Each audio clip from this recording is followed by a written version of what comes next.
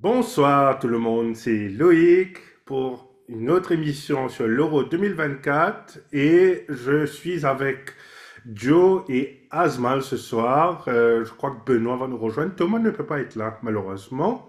Je suis sûr qu'un prochain épisode sera là et nous avons encore nos sponsors Mauritius Telecom MT et la State Bank of Mauritius. Donc on les remercie de nous sponsoriser pour ce programme. Bonsoir Asmal, qui nouvelle? Salut Loïc, salut Joe. Je pense que Thomas n'est pas là parce qu'il a trop fêté la victoire de l'équipe de France, il a trop mangé de frites, Oh là là. n'est-ce pas Joe? Je suis content qu'il soit pas là d'ailleurs. Mais bon, sorry pour les spectateurs. Ce sera pour la prochaine fois parce que je pense que ça va en prendre pour ma grade. Mais bon, mon grade, hein, donc voilà. Tant mieux, t'es un peu préservé comme ça. Voilà. Autant parce que j'étais venu quand même, j'ai quand même le montrer. Après, je ne le montrerai pas, ça va pour faire de la publicité. Mais j'étais quand même venu avec un maillot fièrement du roi. Ah, Et pour dire que voilà, malgré tout, le football, c'est game is game. La vie, elle continue. Donc, Hmm, on est fiers de ça. wow. En parlant de ton maillot, Joe, qu'est-ce que tu as pensé de la Belgique? Ben, c'est que je pense depuis presque un an et demi. Je pense que Hmm, c'est une équipe qui nous a donné beaucoup de bonheur, d'émotions. Je pense que c'est une équipe qui a eu vraiment du mal sur les dernières compétitions. Ça a toujours été un peu à l'arraché. Et voilà, donc je pense qu'aujourd'hui, de temps en temps, il vaut mieux que ça se termine un peu de cette façon-là pour que justement tout le monde prenne conscience du travail qu'il y a à faire. Je pense qu'on a beaucoup surfé sur la fameuse première place du ranking FIFA. Hein, je pense que beaucoup ont cru qu'il suffisait d'être au premier au ranking pour gagner des titres. pas de Alors non, champion je du pense que monde? voilà, pour être champion du monde. Alors je pense que c'est pratiquement une seule nation qui a été pendant très très longtemps au ranking FIFA et qui n'a rien gagné, malheureusement. Une génération qui a absolument rien gagné. Et je trouve ça triste, mais je pense que c'est intéressant pour le futur, pour justement voir maintenant comment les instances du football belge vont, euh, vont travailler par rapport à cet échec-là. Parce que bon, on peut dire ce qu'on veut, ça reste quand même un échec. Ça n'a pas été un match sur lequel on pouvait attendre des choses. Ben, ça a répondu. Je pense que c'est le niveau sur lequel il pouvait aller. Donc, c'est un échec qui, à mon sens, si elle est bien étudiée, peut apporter d'autres solutions pour l'avenir. bonsoir Et Benoît. on accueille avec nous Benoît Thomas qui fait son arrivée. Salut Bonsoir, Benoît. bonsoir. Ça Ça va? va, Benoît. Ça va? Ouais. Ok. Et juste pour Désolé. terminer, Joe, par rapport à la Belgique, je voulais dire, il y en a beaucoup qui disent qu'en fait, on disait que c'était une génération dorée, des joueurs exceptionnels. En fait, c'était juste l'équipe de Eden Hazard, quoi. Du moment où il est parti, il n'y avait plus le Fiori classé, comme on dit en italien, le meilleur joueur. Ça devient une équipe presque ordinaire. Je ne sais pas si tu es Moi, d'accord. moi, j'ai une question, c'est lequel des frères ils ont manqué le plus? Parce que le frère aussi était pas mal pour la Belgique. Alors, moi, je connais assez bien la famille Hazard. Donc, le papa, Thierry, voilà. Donc, c'est une famille de footeux. Mais le grand joueur de la famille Hazard, ça reste Eden. Eden. Pour ceux qui ont connu Thierry, et c'est pas si jamais il écoute l'émission, c'est pas pour dénigrer son talent. Il a quand même joué à un certain bon niveau. Mais on va dire peut-être que c'était un peu le boucher de Braine-le-Comte. On sait plutôt dans ce sens-là. Donc, il a eu la chance d'avoir des gamins qui ont été extraordinaires. Donc voilà, oui, effectivement, Asmal, c'est ce que tu dis, voilà, Eden Hazard a tenu ce groupe par rapport à son talent, par rapport à son charisme, par rapport au fait que quand il venait sur le terrain, ben, automatiquement, les adversaires aussi avaient un peu peur des gestes magiques qu'il pouvait reproduire. Et ça Hmm. permettait aussi peut-être à d'autres joueurs de se libérer. Je me rappelle à l'époque, il y avait voilà, des Marwan Fellaini, des Yannick Carrasco, même si aujourd'hui c'est un peu plus compliqué, Lukaku aussi. La même chose aussi, hein, il y a eu, comment dire, le prince Vincent Compagnie, qui était là. Donc voilà, c'est une génération où je pense qu'on a raté quelque chose, mais tu sais, pour gagner un titre, il faut beaucoup de circonstances qui font que tu arrives jusqu'au bout. Je pense que la Belgique n'a pas eu toujours les circonstances qu'il fallait, et peut-être pas le caractère pour être champion du monde. L'équipe de Belgique me fait penser un peu à la France avant 84. Hmm. Ça veut dire une très belle équipe en 82, éliminant en demi-finale contre l'Allemagne. Euh, Tant qu'elle avait rien gagné, c'était compliqué. En 84, ils gagnent l'Euro avec un Platini qui était hors norme et un Narcomnada qui a fait la difficulté un peu. Et depuis lors, cette équipe a commencé à gagner.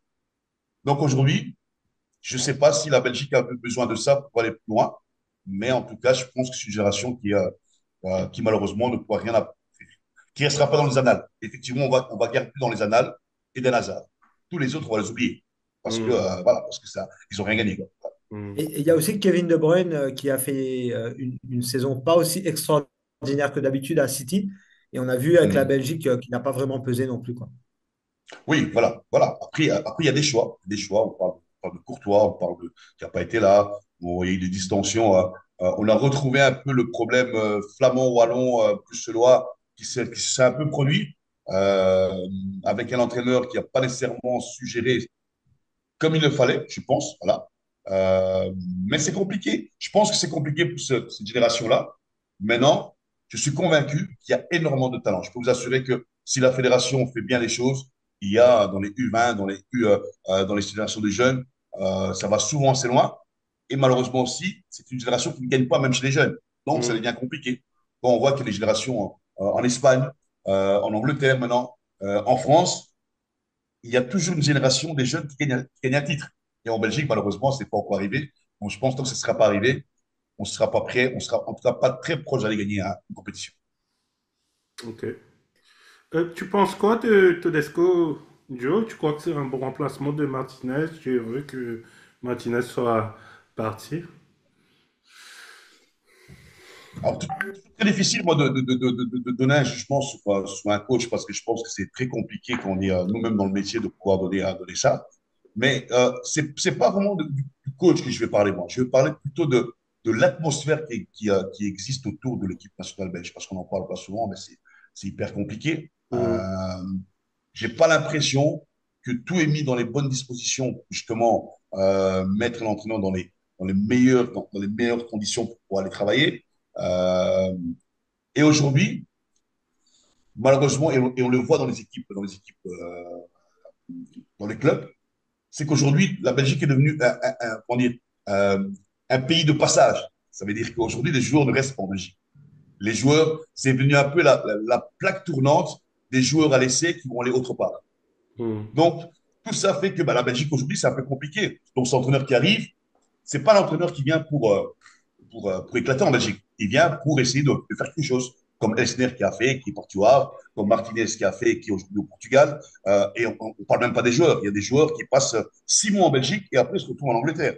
hmm, Aujourd'hui, on a l'impression un peu que la Belgique est devenue la petite mafia où on peut envoyer des joueurs pour 3, 4, 5, 6 mois.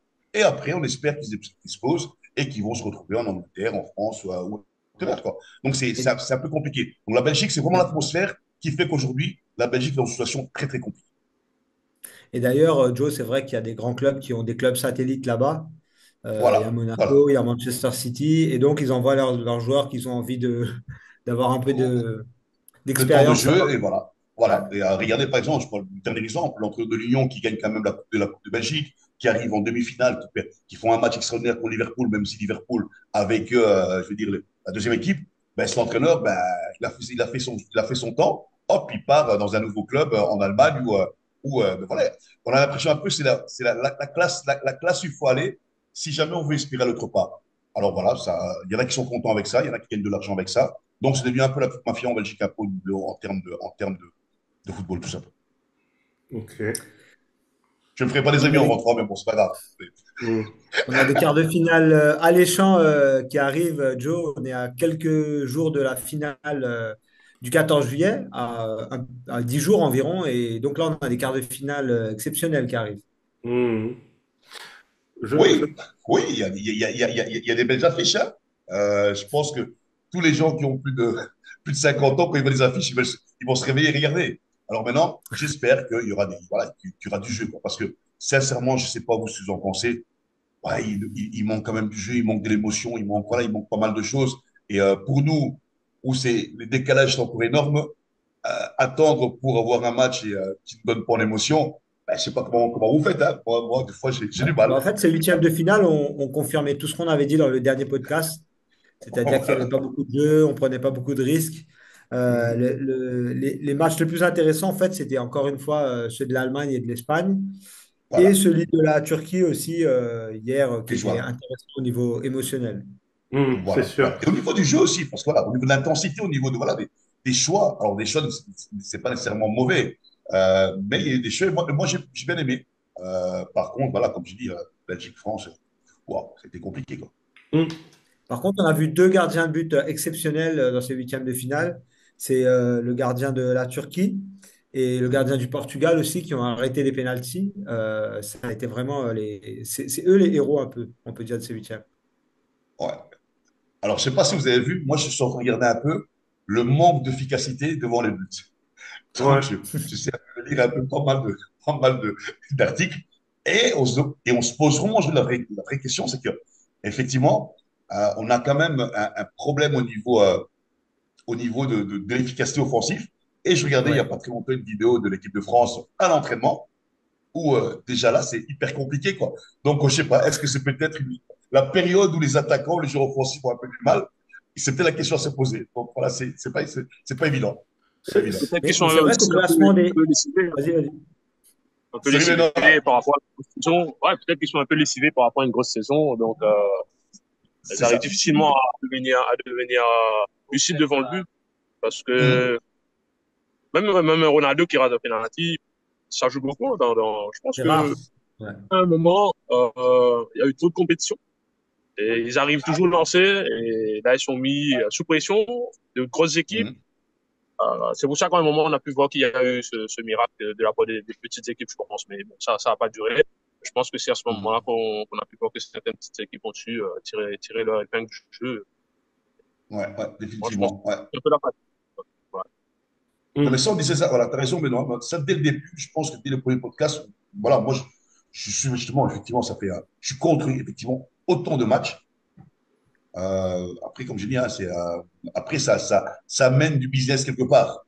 Donc, Mm. malheureusement, s'il Ouais. y a business football, ça va de plus en plus de pair. Et je crains qu'il y ait de plus en plus de matchs et qu'on ait de moins en moins du spectacle.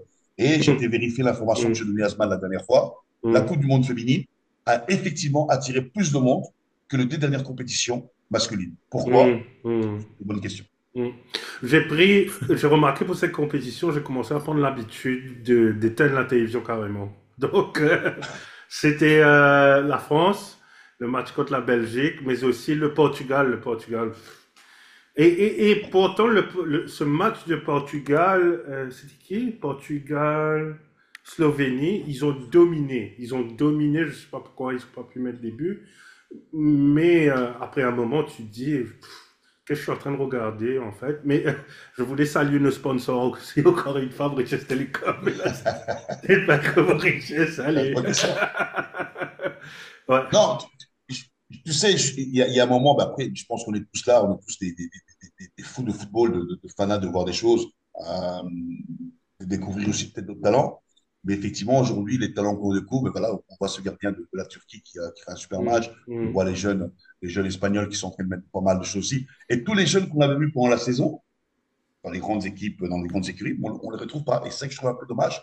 Que, mm, et là, je pense que Benoît, je te rejoins. Je pense qu'il y a énormément beaucoup de compétition et qu'à force de tirer sur les joueurs, il y a un moment, c'est un peu plus compliqué, quoi. Parce qu'offensivement, la logique voudrait que s'il y a fatigue, il y a plus d'erreurs au niveau défensif, quoi. Mais bon, après, on peut répondre à la question de la même manière. Il y a tellement de buts maintenant contre son corps qu'on peut se dire que ben, c'est peut-être dû aussi à la fatigue Ça des revient, défenseurs. ça Voilà. revient sur la lucidité une nouvelle fois, la fatigue qui apporte le manque de Voilà. lucidité. Tout à Et fait. Ouais, pour tout à fait. apporter un peu de l'eau au moulin de tout ce que vous dites, je suis tombé sur un classement des expected goals et on voit que les attaquants les plus inefficaces, en fait, c'est les meilleurs joueurs du monde, quoi.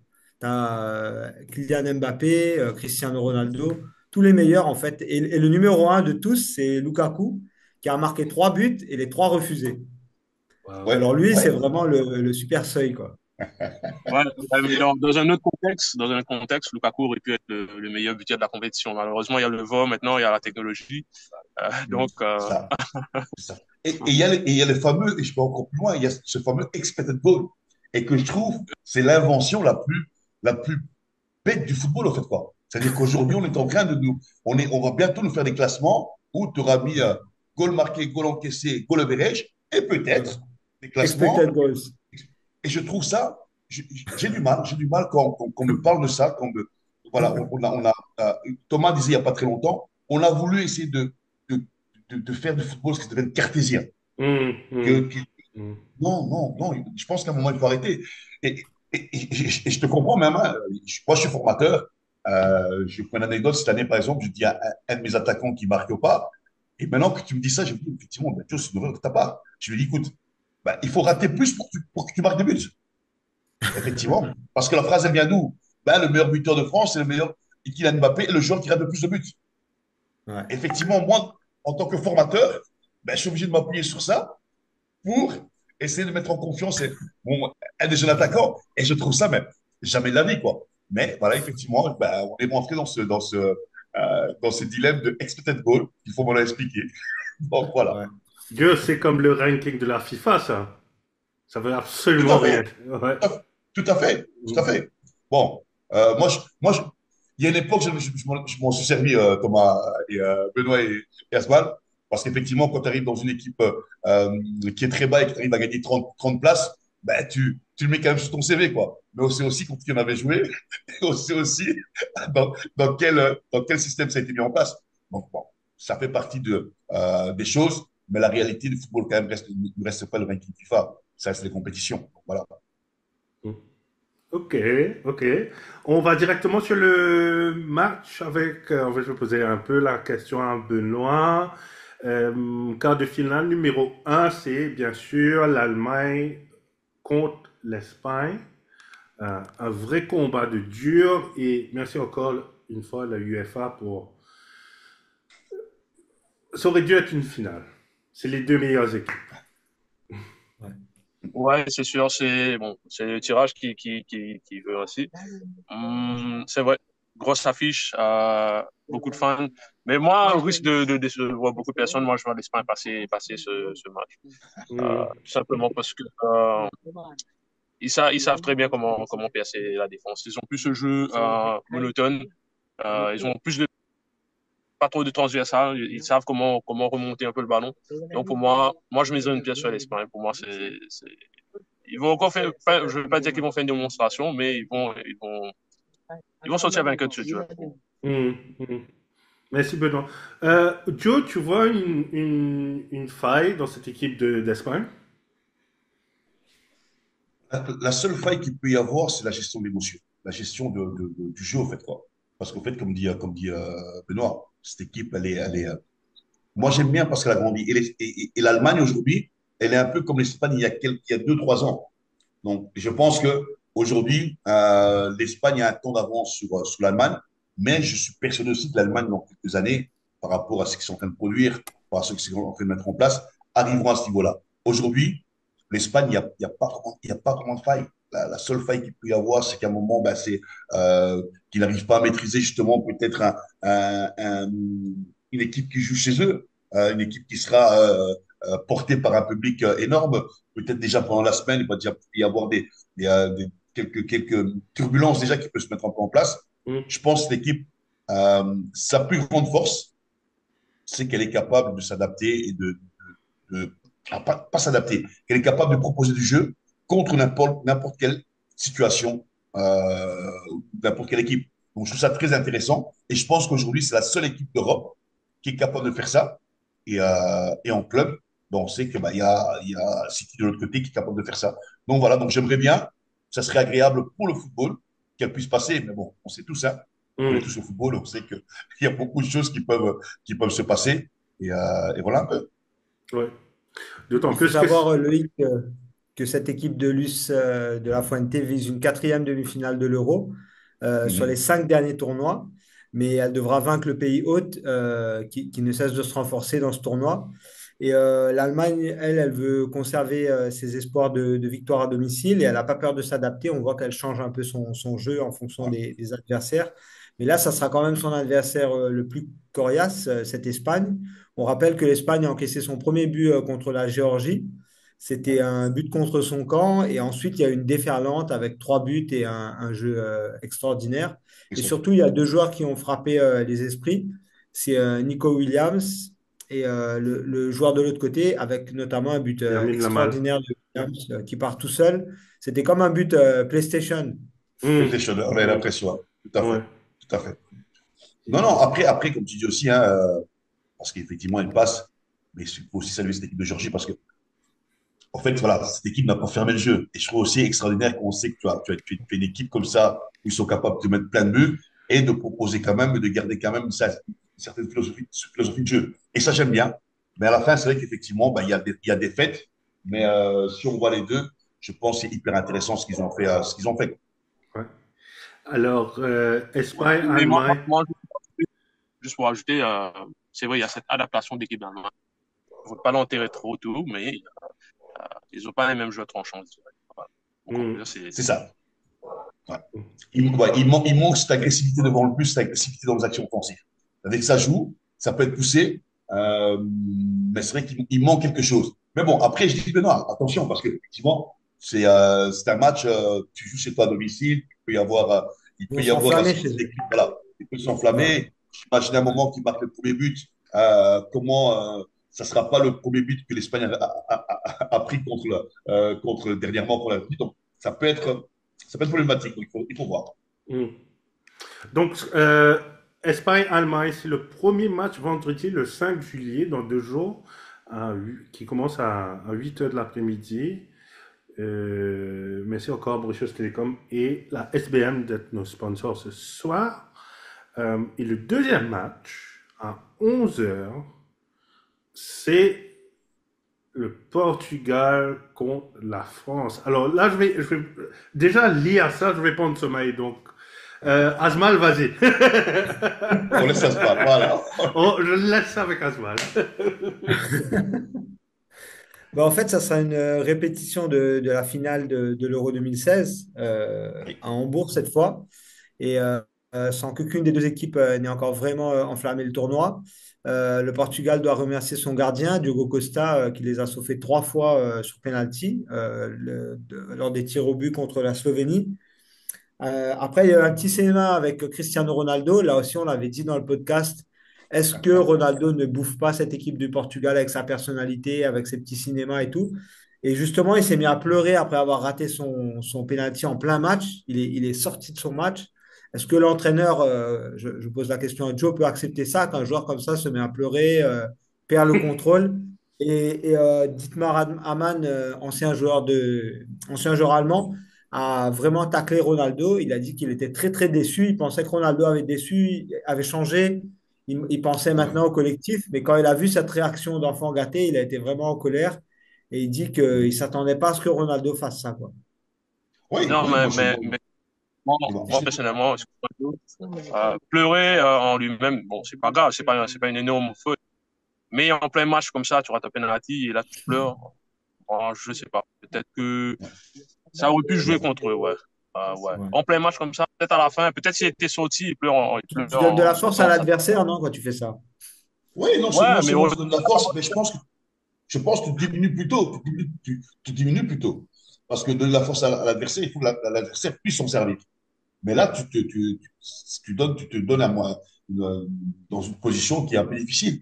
Mais moi, voilà, j'ai un énorme respect pour Ronaldo. C'est quelqu'un, je pense que le football ne serait pas, on n'aurait pas tous aimé autant le football grâce à Sans ce lui. genre de joueur-là. Non, mais Ouais. aujourd'hui, voilà, je pense qu'à un moment, il faut passer à autre chose, quoi. C'est-à-dire que,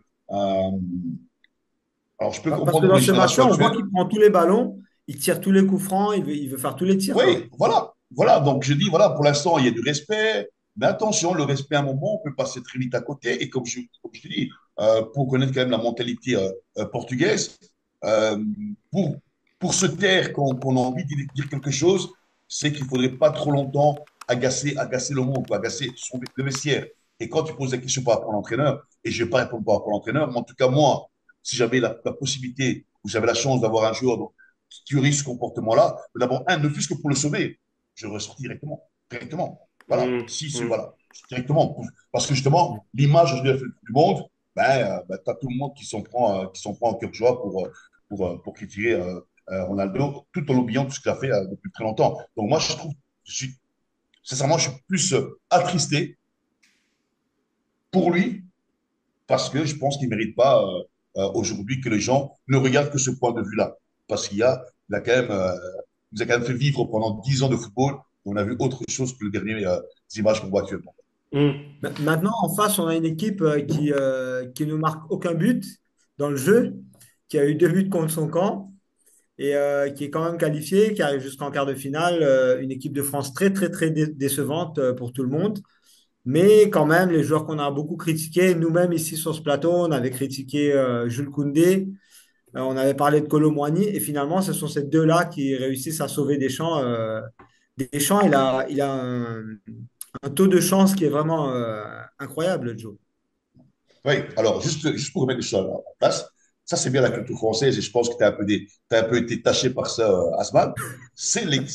Les journalistes français, c'est les supporters français qui ont critiqué. Voilà, moi j'ai critiqué par exemple simplement sur l'aspect de, je vais dire, quand les joueurs de football, on a aussi une façon de se comporter, donc on ne vient pas avec des talons aiguilles pour rentrer dans un truc. Et les journalistes, ils ont pris ça. S'ils ont pris ça, c'est que les journalistes trouvaient que c'était intéressant. Donc déjà, Ouais. le joueur et les journalistes sont en faux. Moi, en termes de jeu, je pense, voilà, et ça, je dis dès le départ, cette équipe, elle peut faire peur parce que il n'y a rien. Il n'y a rien parce qu'elle est capable de tout. Elle est capable de monopoliser des intentions, mais ce n'est pas une équipe, moi, qui me plaît. Mais par contre, effectivement, quand je vois les C'est une déclarations équipe de qui Deschamps il n'y a gagne. pas très longtemps, je me dis, bah, il risque de nous refaire le coup, quoi. Quand tu vois qu'il y a Pogba qui a été, il y a quelques mois, un peu banni de tous les réseaux et qu'on lui fait presque une accolade, une fiesta, et je me dis, cette équipe, elle est capable de gagner sans produire pas de jeu. Elle est capable. Pour Elle est moi, capable parce que, voilà. Après, j'ai l'impression que c'est la seule qui peut arrêter l'Espagne, moi. ouais, Avec de peut-être que moi, l'anti-jeu, avec du physique. Non? T'es d'accord, Benoît? Mais j'aimerais pas ouais, qu'elle gagne. bon, Sincèrement, j'aimerais pas qu'elle gagne. c'est pas ce que j'aimerais voir, mais contre toute attente, je passerai une pièce effectivement sur cette équipe de France contre mon gré. Voilà, Oui. Et c'est c'est tout ce que toi, je vais quoi ton dire. pronostic de Portugal-France, toi? Oh, Ah, je pense que les deux équipes sont très bien nommées, mais c'est je ça. pense que le réalisme français va. Ouais, je pense que c'est le réalisme français qui va l'emporter. Ouais. Je suis désolé de dire ça, mais je ne me reconnais pas. Mais, mais je dois admettre que à ce niveau-là, c'est. Ouais. Non, non, mais je suis d'accord avec toi. En fait, tu peux pas donner un pronostic dans ce genre de match, dans ce genre d'équipe. C'est Mm. tellement, c'est Ouais. compliqué, tu vois. Ça joue sur des détails, non? N'est-ce pas, sur des détails et des détails encore qu'on ne connaissait pas. Surtout, on connaît les détails des buts qu'on encaisse, qu'on ne marque pas, qui sont marqués. Donc, Ouais. en fait, cette Et équipe, puis contre son camp. voilà. Et je, je me dis, c'est aussi pour des chances, ça va pas être facile. Euh, pour l'entourage des jours, ça va pas être facile non plus. Mais on a vraiment cette impression que cette équipe, elle est capable d'aller loin. Mais je suis pas sûr que c'est l'équipe qui plaît. Et aujourd'hui, à partir du moment où Je les confirme joueurs et que les ça plaît pas. entraîneurs acceptent ça, pour moi, c'est une force pour eux. J'ai vu Adil Rami qui posait justement la question à Deschamps et que Deschamps il disait bah, écoute, si les gens ne sont pas d'accord avec ce qu'on fait, bah, qu'est-ce que tu veux que je te dise quoi. Voilà, Mm. il dit Adil, tu me connais assez bien pour savoir que qu'on a gagné la Coupe du Monde, on disait bien aussi que c'était compliqué. Quoi. Donc il a un discours où je me dis waouh, ça veut dire qu'ils ont vraiment intégré le fait que. Parce que je sais qu'à mon avis, ils savent qu'ils ne jouent pas bien. Mais ils ont intégré ça. Donc, ils disent, bah, voilà, il y a un moment, que ça va passer. Bon, voilà. Mm, mm, mm. La question de Ronaldo reste encore entière. Est-ce que l'ailier, comment il s'appelle, Léao, a reçu un Il est carton out. jaune, il est out, donc il joue pas. Mais en fait, derrière Ronaldo, c'est un peu ma question. Il y a du monde là. Il y a Diego Jota de Liverpool, Pedro Neto de Wolves, João Félix qu'on a vu, je crois, dans un match. Mhm. Il y avait un autre joueur aussi, je ne sais pas si c'est Francisco Conceição. Non, c'est lui, le jeune, mais il y avait un autre, voilà, Gonzalo Ramos du PSG, qui, Ouais. lui, dans le dernier tournoi, était excellent quand même. Donc, Ouais, il y a des super est-ce- joueurs qui sont sur le banc. ouais. Est-ce que Ronaldo n'est pas en train de bloquer tout ce bon monde-là derrière? Ouais, comme on avait dit la semaine dernière, je pense on a dit la semaine dernière, je pense que c'est bon, si le gars veut pas, se sent toujours jeune, il veut pas lever le pied, ben, c'est comme ça, hein. Vous vous souvenez Ouais, qu'en 2016, c'est lui qui a été le coach de l'équipe du Portugal en même temps, donc, ouais, en fin de ouais. rencontre, donc, ouais. Mais, Il a pris mais, sur mais ça veut dire aussi, Benoît et Loïc Asman, que les joueurs que tu viens de citer, pour moi, ils n'ont pas encore les capacités, ils n'ont pas encore les qualités pour arriver. Donc, imaginons un instant que tu mets Ronaldo dans la position de ces jeunes qui sont là, qui est avec lui, avec Figo, Sao et tout ça. Est-ce que tu penses que un Ronaldo ne passe pas? S'il Hmm, passe. Non, je pense hmm, peut-être que ces jeunes-là, aujourd'hui, parce qu'il faut vraiment bien voir, c'est qu'ils sont peut-être aussi, bah, ils sont tranquillisés en disant, ben voilà, pour celui-là, on va attendre qu'il parte. Donc, ils n'ont peut-être pas aujourd'hui le niveau où j'ai la capacité de pouvoir s'imposer dans cette équipe-là. Quoi. Parce que si dans ces quatre que tu viens de me citer, qu'un de ces quatre-là s'appelle Ronaldo ou s'appelle Pépé, hmm, je pense qu'ils jouent. Aujourd'hui, hmm, ces gamins-là ne jouent pas, c'est parce que peut-être qu'ils n'ont pas nécessairement les qualités pour pouvoir jouer et qu'aujourd'hui, si Ronaldo est encore existant, parce que la faute est partagée, s'il est encore existant, c'est que quelque part, ben, il y a des joueurs qui n'ont pas encore poussé vers la porte de sortie. hmm, hmm. Par contre, ce qui est inquiétant du côté de l'équipe de France, moi, je trouve que c'est des joueurs comme Griezmann, il a l'air cramé, quoi. Oui, Ouais, oui, oui, oui. ouais. Et Griezmann, je trouvais quand même que. Et Ouais, Deschamps persiste à à le faire jouer, quoi. oui. Mais bon, il y a eu et Griezmann, il y a eu Guy Varch, ça commence par un G. Rappelle-toi, Griezmann, Guy Varch, hein, Deschamps et Jacquet, c'est la même, voilà, c'est la même école. Donc je pense que voilà, donc euh, ça peut être compliqué de le faire sortir parce que c'est un joueur qui est capable à tout moment aussi de faire la différence. C'est ça aussi qu'on est quand on est coach, des fois on a des idées comme ça qui peuvent paraître absurdes aux yeux du public, mais on ne sait pas. C'est les genres de joueurs qu'on sait que à tout moment, tiens, prépare son changement, le temps qu'il prépare son changement, il marque un but, quoi. Donc c'est Et hyper le problème compliqué. de Griezmann, c'est que là, on l'oblige à faire ailier alors que c'est pas son poste en club, quoi. Ben Donc là, c'est ça aussi. il use de l'énergie, mais vu que c'est un joueur, un bon soldat, il dit rien, quoi. Il garde, il reste au poste où on lui dit de jouer. Hmm, C'est hmm. ça, c'est ça. C'est ça, Ouais. je pense que il faut le féliciter aussi, quoi. Donc, c'est pas ça. Tu sais, Asman, je pense que c'est. Alors, on a beau les tailler, ces joueurs, on a beau. Je pense qu'il ne Ouais, doit pas ouais. vivre une situation actuellement qui doit être facile. Mais par Bah contre, oui. voilà. Et je pense que Deschamps a lâché un peu prise sur les déclarations d'après-match, d'avant-match, ce qui n'était pas le Ouais. cas il y a quelques années. Ouais. Peut-être aussi parce que j'ai dit aussi que peut-être c'est ma dernière partie. Donc, Ouais, il se dit, voilà, voilà, j'ai envie voilà. de prendre du plaisir. Donc il se On a lâche, quoi. l'impression que non. Voilà, on a l'impression que dans sa Ouais. manière d'être, et quand on voit le président de l'équipe de France, le président de la fédération, qui dit que voilà, il y a encore un an de contrat et après on verra, ben, on sent quand même que ben, Deschamps a envie de prendre son plaisir et C'est que peut-être la fin, aujourd'hui, quoi. égoïstement, il pense qu'à lui. Quoi. Donc, voilà, je comprends. Hmm. Ouais, ouais, ouais. Mm. Donc, prédiction sur France-Portugal, difficile à dire. Est-ce que quelqu'un a une préférence? Ah ouais, ah ouais, ah là là. Alors moi, je dirais, et je pense que tu peux filmer et me l'envoyer, je dirais la France, parce que voilà, j'arrive quand même très bientôt là-bas et je ne voudrais pas me retrouver euh, dans dans les immigrés et me disent, allez, tu restes sur place, quoi. Donc voilà, non, je pense que voilà, si, je voudrais Là, bien tu la fais une France, petite parce que allusion par rapport aux élections de dimanche. voilà, donc on va pas jouer les choses un peu difficilement. Donc On voilà, va si la pas prendre France de passe, risques. Ouais. voilà, Ok. voilà. Alors, prochaine question. Des Three Lions aux dents de lait veulent manger des petits Suisses. Super, bien trouvé ça, Asmala. Merci encore une fois, Mauritius Telecom et la SBM pour nous sponsoriser. Qui veut prendre ça? Joe, tu veux prendre ça? Alors, les Three Lions, je sais pas qu'est-ce qui m'a fait endormir un peu plus, la France ou l'Angleterre. Alors, moi, je ne cache pas que j'ai vu que les extraits. Par contre, j'ai vu l'équipe de Suisse. J'ai Hmm, vu. Et hmm, cette équipe, elle me plaît vraiment. Et hmm, non seulement elle me plaît parce que, oui, il y a ce qu'on voit actuellement. mais j'invite toutes les personnes qui aiment le football d'aller voir la formation actuelle qui se fait au niveau de la Suisse. C'est quelque chose d'extraordinaire. Alors, je pense qu'ils ont copié sur un modèle français, mais qu'ils ont mis ça de mieux en mieux par rapport à leur sauce. Je crois que cette équipe de Suisse, il ne lui manque pas grand-chose pour devenir une très grande nation au niveau européen dans quelques années.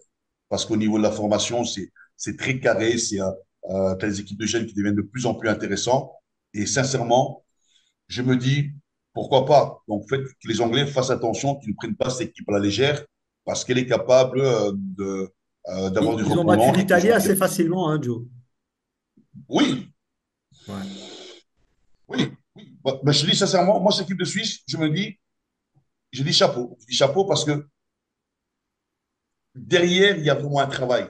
Là, aujourd'hui, on voit Hmm, l'équipe de Suisse, mais hmm. derrière, il y a vraiment un travail et je trouve ça très intéressant. Et je pense que toutes les équipes, toutes les fédérations qui ont envie de créer quelque chose, de mettre quelque chose en place, une vision, je pense que voilà, ils peuvent s'inspirer de ce qui se fait en Suisse, au Canada, parce que c'est pratiquement les mêmes fondements. Et je trouve ça assez Ah, intéressant. d'accord. OK. Ouais. Ouais, c'est vrai que le Canada fait très bien aussi en Copa América. Ils avaient Mm. fait 0-0 avec la France juste avant l'Euro. On se Ouais. disait que c'était peut-être un coup de chance, et puis non, ils ont fait des très bons résultats à la Copa. Là, ils se sont qualifiés Voilà. pour les quarts de finale, alors que les États-Unis sont éliminés, Loïc, de Ouais, la Copa j'ai vu América, ça. chez eux pourtant. Mais le Canada qui passe, les États-Unis qui sont éliminés. Et finalement, cette Suisse, oui, qui est pas mal du tout.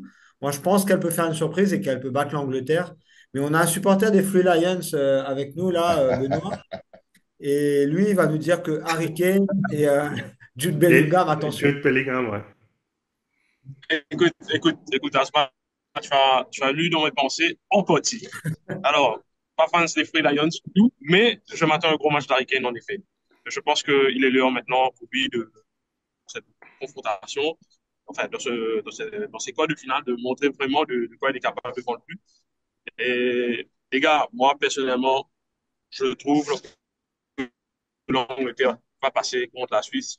Et ça va pas se régler aux prolongations ou au tir au but. Moi, je crois que ce sera payé même à l'heure de jeu, personnellement. Bah, Hmm. déjà, Bon, la on n'est Slovaquie, pas c'était à supporter. 25 secondes d'éliminer Je pense que l'Angleterre. l'Angleterre a été tellement, à un moment, ils ont subi tellement de critiques que là, je Ils vont pense se que c'est un peu réveiller, le bête quoi. blessé. Ouais. Ouais.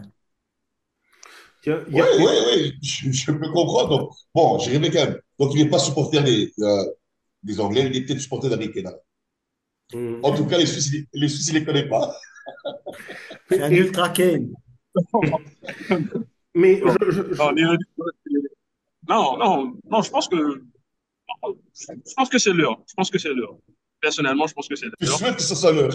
Bon, s'il n'y a pas maintenant, les gars, avec la génération qu'ils ont, bon, moi, j'arrête de miser sur l'Angleterre. Franchement, si ça passe pas It's contre la coming, Suisse, it's je sais coming pas. home. La Suisse, la Suisse, c'est pas la France en même temps, hein. C'est pas, donc, Ouais. mais, ils ont pas la même individualité. Bon, c'est une équipe Alors, très juste une fière, question, très fière. ouais. Juste une Ouais, question que je vais te poser, écoute. Benoît. Est-ce que l'équipe d'Angleterre est plus forte que celle qui a joué contre l'Italie il y a quelques années?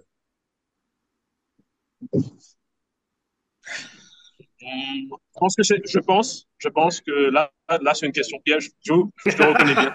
Donc, je pense que Il n'est pas tombé dans c'est le pas panneau, une, hein. Il n'est pas né de la ouais, dernière pluie, c'est pas, petit Benoît. ouais, je pense qu'ils ont plus ou moins le même niveau, plus ou moins le même niveau, mais c'est petit quelque chose d'en plus qu'ils veulent bien faire, je pense, à ce moment. hmm. Ouais. Même niveau, Ouais.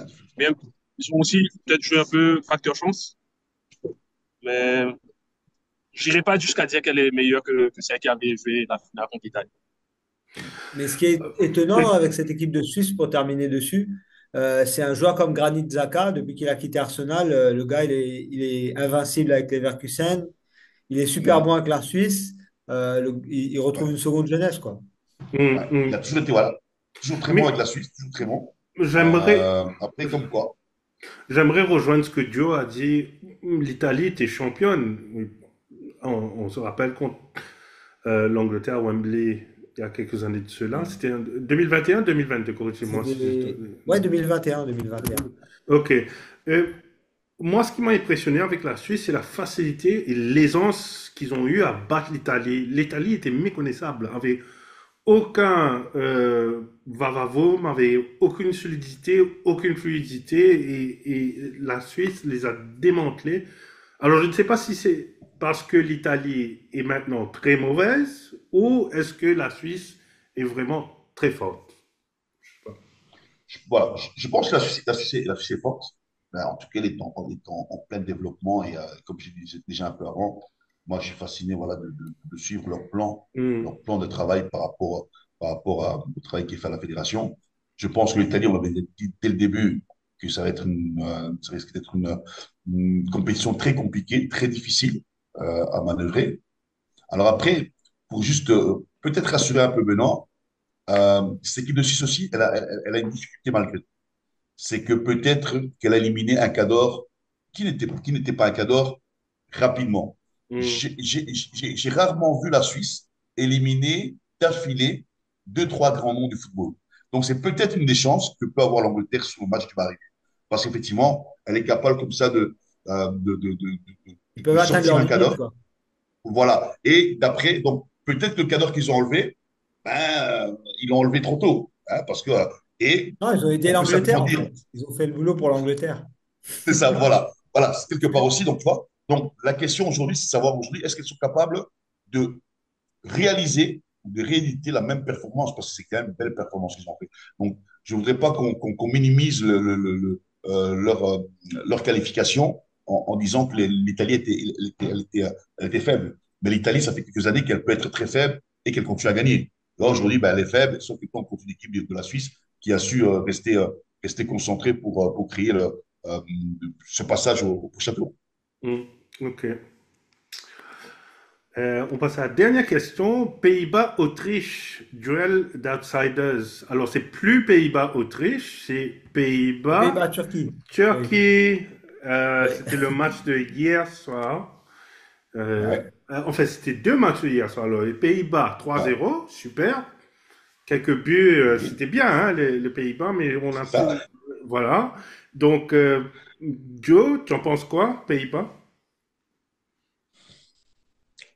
Voilà, c'est pas une équipe qui me meut plus que ça. Il y a du talent, il y a Hmm. des joueurs de talent, mais c'est pas une équipe voilà, qui me donne envie de regarder. Par contre, contre la Turquie, ben, je pense que je vais regarder parce que euh, ça peut être, ça peut être non, c'est vrai, ça peut être intéressant, mais cette équipe de Pays-Bas, c'est pas une équipe, moi, qui me donne envie de regarder. Alors, de temps en temps, j'aime regarder les joueurs un peu tout seul. J'aime bien regarder leur story Instagram parce que c'est intéressant. Je pense qu'ils jouent mieux au football sur leur story Instagram que de fois jouer ensemble. Donc voilà, donc il faudra juste essayer de voir un peu. Mais c'est pas une équipe. Je pense elle a encore une chance d'aller un peu loin, mais je pense que le panier est en train voilà, Hmm. d'être atteint. Azmal, tu penses quoi, hein? Une certaine arrogance, tu crois, peut-être des Euh, les, Pays-Bas? les- les Pays-Bas ne sont pas, n'offrent pas vraiment un très beau visage par rapport à ce qu'on a connu avant. Mais Hmm. quand même, ce dernier match qu'ils ont joué en huitième de finale était un beau match. Ils ont très bien joué. Et puis, il y a un joueur de Liverpool qui brille là-bas, c'est Cody Gakpo. Il a porté vraiment l'équipe. Et il montre que avec Liverpool, c'est un petit lionceau, mais en sélection, c'est un vrai lion. Mhm. Il a été très bon. Le premier but, c'est tout grâce à lui, quoi. Il fait une superbe frappe. Il réussit à enrouler bien au premier poteau. Il ouvre le score. Ensuite, il enchaîne. L'équipe adverse aurait pu égaliser, mais finalement, ils arrivent à mettre les deux buts encore en contre à la fin. Finalement, cette équipe de Pays-Bas, elle arrive bien à se débrouiller sur son côté. Et si elle arrive à éliminer la Turquie, on aura peut-être un joli une jolie demi-finale avec l'Angleterre. Et l'Angleterre aura encore sa chance pour aller peut-être en finale. C'est pour ça qu'ils sont toujours favoris chez les bookmakers, bien qu'ils produisent le plus mauvais jeu de Ouais, ces huitièmes de finale. Ouais. Ouais, Et tout à puis, fait. pour terminer avec la Turquie, c'est une équipe qu'on avait un petit peu sous-estimée sur ce plateau, mais on avait dit quand même qu'ils sont quasiment à domicile. Ils ont les Ouais, supporters avec eux. Ils ont une grande diaspora turque en Allemagne. On se souvient de Mesut Özil. On se souvient de Gundogan actuellement. ouais, Et les Turcs, quand même, ils ont quand même des éléments de valeur. Mais pourquoi est-ce qu'on ne croyait pas trop dans la Turquie? Parce qu'il n'y avait plus les grands joueurs comme Hakan Şükür dans le passé. ouais. Mais il y a quand même une nouvelle génération qui est en train de monter et on voit que le championnat turc est très fort, peut-être même meilleur que la Ligue 1, Joe. Et on voit que plusieurs clubs turcs Comme on commencent n'est à pas là, on peut te monter. dire. Il y a Fenerbahçe qui vient de prendre Mourinho. Mhm. Ils ont pris plein de joueurs aussi. Ils ont pris Icardi, je crois, à Galatasaray. Il y a de l'ambition quand même chez ces Turcs. Ouais, ouais, voilà, c'est une équipe que j'ai. Elle me fait penser un peu à la Croatie dans ses meilleurs moments. Ouais. Elle est capable de, de faire corps et toujours aussi dans ce côté un peu euh, créatif. Hein, c'est-à-dire qu'ils peuvent Ouais. trouver des situations qui, euh, qui les motivent pour aller contre souvent les grandes équipes. Et j'ai l'impression malgré tout que s'ils arrivent à titiller un peu cette équipe de Pays-Bas, je suis pas sûr que le Pays-Bas a le caractère pour pouvoir justement Pour pouvoir les battre. pour les battre. Voilà.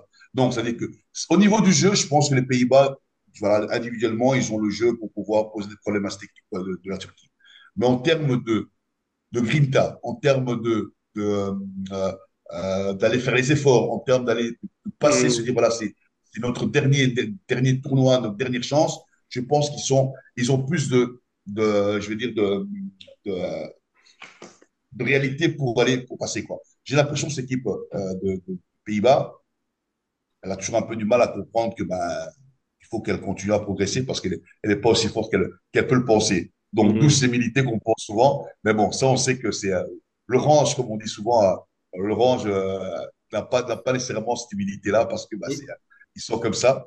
Ils aiment bien ils sont capables de battre tout le monde, mais jusqu'à présent, ils n'ont pas battu grand monde. Donc voilà. et puis, Benoît, il y a aussi une pépite dans cette équipe de Turquie.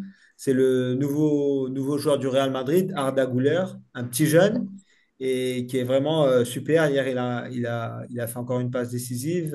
Il a été très bon. Et qu'est-ce que tu penses de ce joueur, toi? Alors, euh, moi, je l'aime pas parce qu'il joue au Real Madrid. Donc, il aurait pu jouer à Barcelone, mais malheureusement, il a signé au Real Madrid. Donc, déjà, mais, mais c'est vrai qu'il a un Tu talent préfères certain. Lamine Et Yamal parce qu'il est au Barça.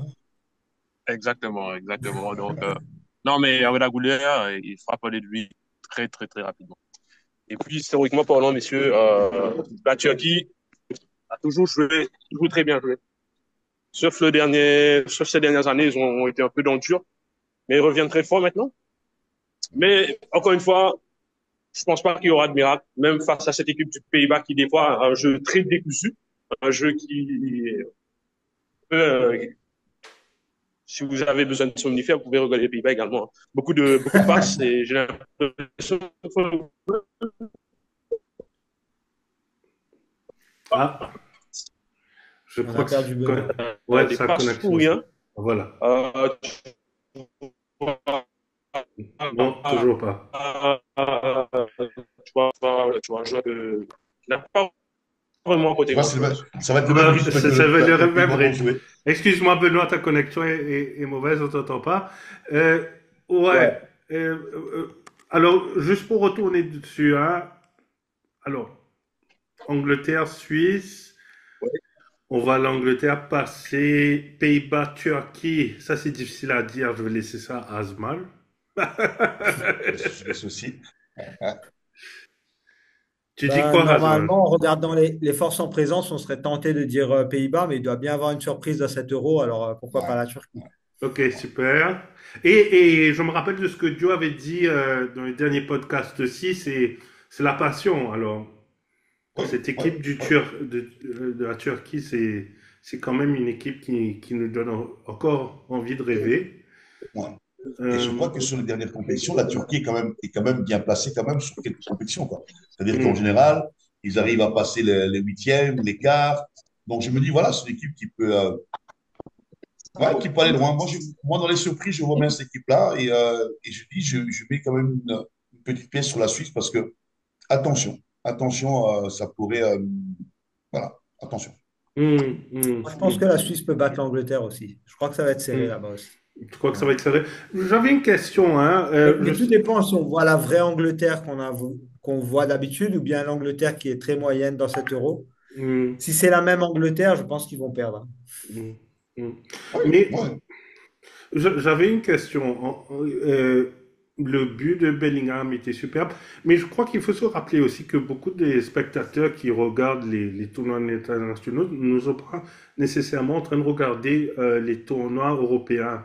Par exemple, on voit Bellingham qui évolue en Espagne. Ils n'ont pas beaucoup de chance probablement de voir Bellingham jouer pour le Ouais, Real de Madrid ouais, c'est vrai. aussi. Mm. Et quand il fait un but comme ça, il vient carrément un héros, même si derrière, nous, on sait, enfin, les, Voilà. les fourreurs de foot savent ses vraies capacités d'un vraiment un grand joueur. Alors, on a Ce qui est Angleterre. marrant, Loïc, avec Bellingham, c'est que sur les premiers matchs, on disait, ouais, il n'est pas efficace, il est nul. Et là, maintenant qu'il met un retourné acrobatique, on dit, OK, il va gagner le ballon d'or. C'est ça. C'est ça le souci, c'est que maintenant, ce sont les gestes qui font gagner les ballons d'or. C'est plus la Ouais. durée, la durée des performances. C'est qui est un peu dommage des fois. Hmm, Ouais. ok.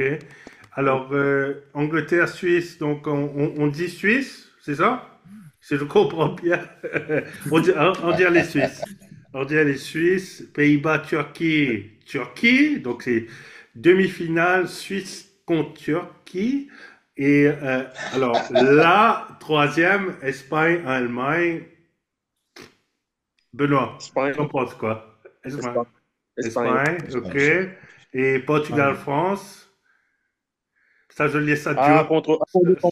à défendant, France. Je sais pas pour vous, les gars. Ouais, ah, moi, voilà, Et je là, vais pas il me dit fâcher France. avec Thomas ni ma belle famille. Je vais dire la France, quoi. Moi, j'ai déjà mis, comme je dis, je le rêvais encore. Je mets au maillot de Belgique. Donc, j'ai dit, voilà, j'ai pas été triste. Donc, voilà, je vais aller manger mes frites. Et voilà, tranquille. Donc, on a Espagne, France de l'autre côté. Et ensuite, on verra pour le prochain épisode, j'espère bien. Ça va être juste avant le 9 juillet, avant les demi-finales. Merci encore une fois pour nos sponsors, Mauritius Telecom, la Steenpack of Mauritius. Et j'espère que vous allez être fidèles au poste pour notre prochain épisode. Et surtout, vous regardez les matchs dans 2 jours qui commencent vendredi soir à 8 h de l'après-midi. Merci à tout le monde avec nous ce soir. Merci encore. Ciao, Hein, ciao. c'est vraiment un programme fantastique et c'est la première fois qu'on le fait. Merci beaucoup d'Azmal de donner un coup de main pour organiser ça. Je sais qu'on a raté Thomas ce soir. J'espère qu'il va être Merci bien passé. à tous Ouais, nos consultants aussi. Ouais, voilà, exactement. grand plaisir. Joe Un grand plaisir. et Benoît. Merci beaucoup. On espère avoir Thomas là pour le prochain épisode. Et je crois que Joe, tu vas pas être à Maurice, donc tu vas être en connexion à distance pour le prochain Voilà, épisode. voilà. J'espère ne pas regarder ce match France-Portugal en famille. Il sera aux côtés J'espère pas. d'Emmanuel Macron parce il va l'aider un Voilà. peu pour les élections, pour dépouiller les votes, les bulletins de vote. C'est ça. Voilà. Donc, on va essayer de regarder ça. Donc, voilà. Donc, mais tu vois, en revenant aussi à cette histoire alors, on va pas mélanger le tout. Ça peut Hum, aussi jouer pour l'équipe de France. Tu vois? Parce hum. que ils ont peut-être besoin de se raccrocher à quelque chose d'autre Ouais. pour essayer de performer. Donc, comme quoi, des fois, il y a des situations qui font qu'il y a des équipes qui peuvent servir de ça pour se motiver à aller gagner une compétition. Et puis Joe, pour être un peu, pour traverser un petit peu de l'autre côté du sportif pour aller vers le politique, il faut dire qu'il y a beaucoup de binationaux aussi en équipe de France. Donc eux aussi, Ouais, peut-être qu'ils ont envie de gagner pour ça. voilà, voilà. Donc, ça va être, de toute façon, je pense que ça va être le prochain Marseille, donc le prochain son Marseillais, ça va être, à mon avis, assez épique. Je pense. Je pense que les joueurs vont préparer quelque chose. Je ne sais pas pourquoi, mais je le sens. Merci tout le Ok. monde. Allez la France. Ciao, ciao. Bonne soirée. Merci et à très Allez, bientôt. Bonne soirée. Bye bye. bye.